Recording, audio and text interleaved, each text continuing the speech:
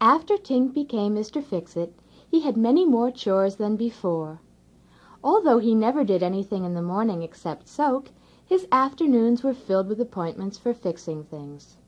There was Snee's clubhouse, and Goose's door, and Swedith's oranges, Lena's bucket, Monk's treehouse, and so on.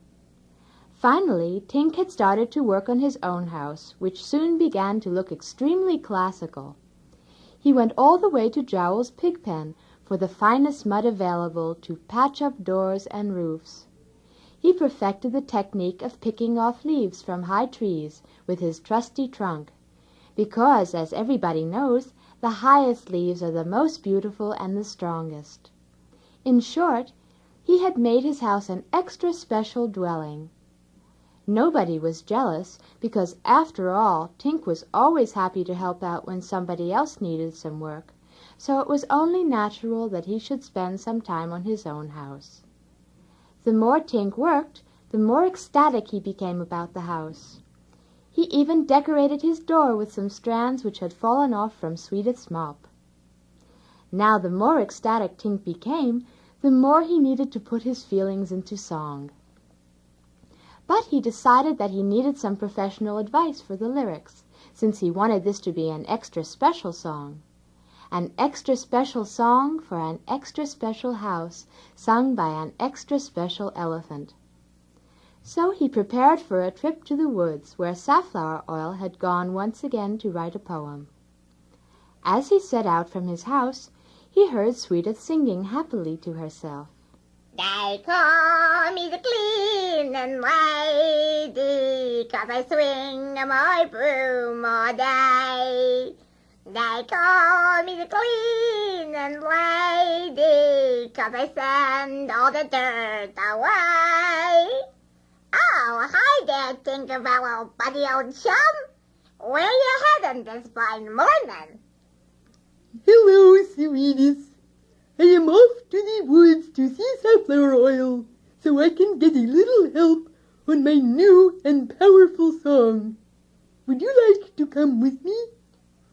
Sure thing, Tinkle, buddy.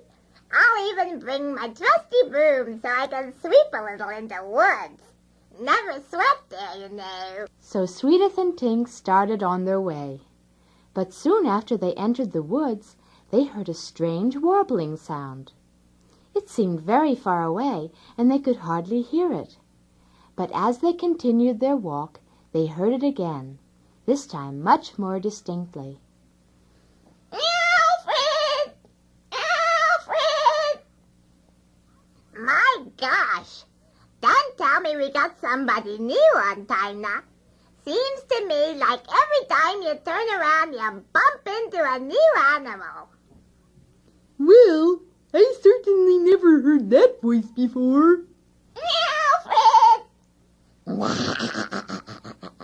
He seems to be repeating himself is what? Go on, Tink. Let's find out who he is. Okay, Swedith.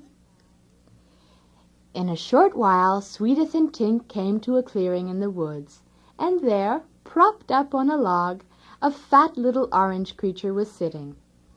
He had a big, wide-open, smiling mouth, tiny nose and eyes, and looked like a balloon because he was completely round. Being Swedith and Tink, he looked up and said, Alfred! Hi there, orange creature. How are you this fine morning? Alfred! Who's that you keep calling for? He doesn't seem to be coming too fast. Alfred! That's me! I have to make sure I'm still here! Well, why don't you just touch yourself to make sure? My legs are too short! Alfred! My gosh, that's quite a problem, all right. Well, how can you be sure just by yelling? Alfred! Alfred! There! I found myself! That's quite a way to find yourself. By the way, your name wouldn't happen to be Alfred, would it? Alfred!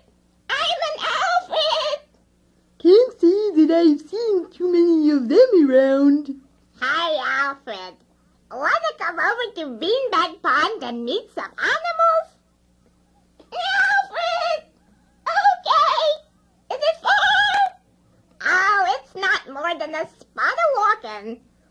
I am going to see Safflower. See you later, Swedith. And Alfred. Alfred! So Swedith and Alfred walked back to the pond, hoping that most of the animals would be sitting and soaking their feet. They had to walk very slowly because Alfred had such tiny legs that he had to roll himself from side to side in order to start moving. After a while, they came out of the woods and saw Goose wrapped in her bunting. Hi there, Goose old buddy. How are you this fine morning? Fine, thank you. And how are you? Oh, I'm fine, thank you. And how about you? I'm fine, thank you. And how are you? Oh, I'm fine like anything. Thank you. And what about you? I'm doing quite well, thank you. And you? Alfred! Oh, I'm fine. You know something?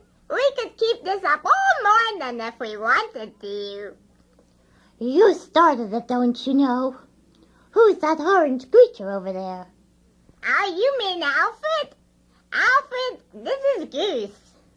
Alfred! No, the name's Goose, thank you. Just plain Goose. Alfred! He's kind of funny about his name, you know. He likes to make sure he's still there. Oh, I never heard of such a thing. A goose would never do that. Hi, Goose, old buddy. We're heading over to the pond to show Alfred some of the folks on Dinah. Why don't you bring your bunting and come with us? Thank you, Swedith. Don't mind if I do. At the pond, Swedith introduced Alfred to Snee, Lena, and Jowls. They all sat around and talked and soaked their feet. And even Alfred joined in the soaking, though his feet were so short that they hardly reached the water without his falling in. After spending most of the day at the pond, everybody was getting ready to go home. But just then, Tinker Bell arrived, out of breath and excited. Hi, everybody. How is the soaking today? Fine, thank you, old buddy. Wow, did you write the song?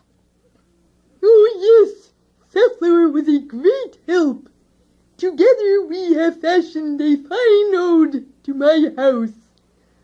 Well, what are we waiting for? Let's hear it. From the elephant's mouth. Got it! Got it! No. Funny. Ha, ha, ha. Well, I will be only too happy to sing my epic work. That is, if everybody wants to hear it. Alfred! Go ahead, Tink.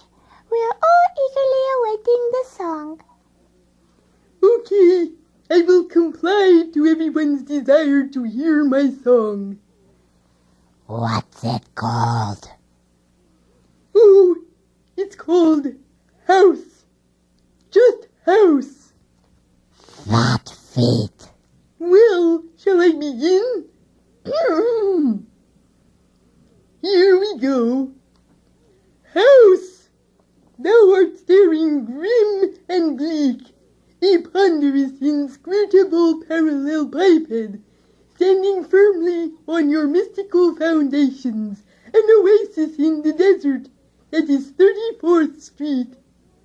You are ever undaunted by the pitiless assaults of time on your sphinx-like soul, and you hold fast, unruffled by the sultrous, traumatic, trepidatory, inducing scourges of fishwives heaping obscenities of every conceivable variety upon defenseless scions who know nothing of prestidigitation and tergiversation.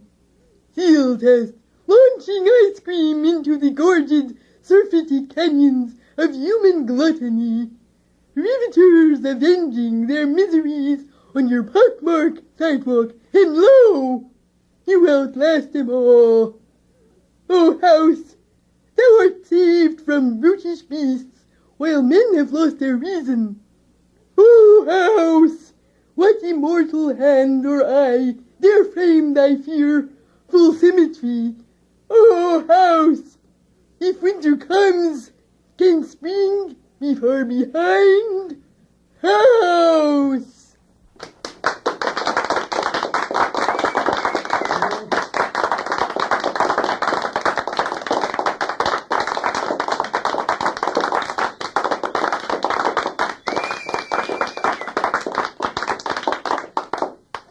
Thank you, everybody. I am truly touched by your reaction. Lovely birthday. Fine, fine, I don't mind saying. Not even a goose could have done a better job. Alfred! Suddenly there was a big splash from the waters of the pond, and Mr. Dugong came leaping out into the air. Oh, magnificent, Mr. Tinkerbell! Thank you, Mr. Dugong. That was a truly beautiful poem, Tinkerbell. Yeah, I'm just about knocked speechless by that, Tinkle Buddy. Thank you, thank you. Well, now that I have talked so much about my house, I feel that it is only fitting and proper to invite everybody over for a small but not unsustaining repast. To the house! And so all the animals rushed off after Tinker Bell to his house. Tink had gathered food for everybody. Oranges for Swedith, with the rinds carefully laid aside for Lena. Carrots for Snee, with the tops saved for Jowls. A clear glass of pond water for Mr. Dugong. A sensitively picked arrangement of leaves for Turt, and a special combination plate of almost everything for Goose.